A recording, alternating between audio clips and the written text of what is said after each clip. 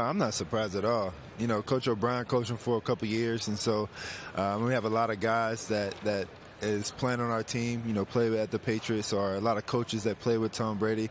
And the things that they tell me, you know, especially Wes Welker, you know, I meet with Wes Welker every week, and the things we talk about with Tom, you know, the way he carries himself, the way he put things in his body, the way he prepare mentally is spectacular. So I'm trying to take every little nugget that they, you know, seen Tom do, you know, and apply to my game and my career, and try to, you know, find some type of formula where I can be able to do the same thing.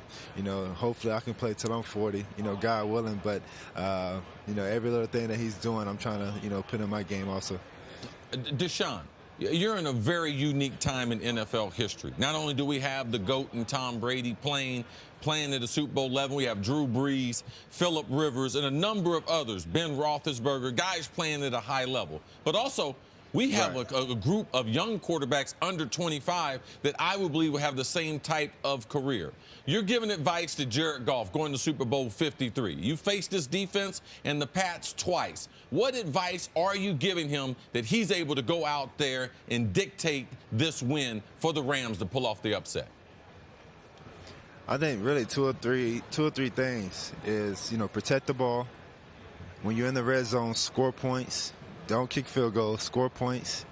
And really the third thing, just, you know, play free, play confident, you know, because they're going to try to take you out of the game early, try to confuse you. But if you just stick to your P's and Q's and do everything that you know, prepped for all week, you'll be just fine. But protecting the ball, scoring touchdowns, have to score touchdowns, and then just, you know, being who you are.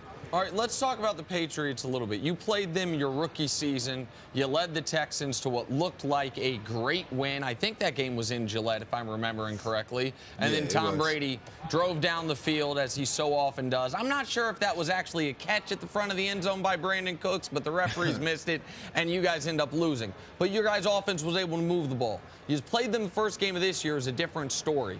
What are the types of things we hear all the time, and we saw what they did to Pat Mahomes in the first half last week, that the Patriots try to confuse you, that they don't let you know defensively what type of coverage you're going to see?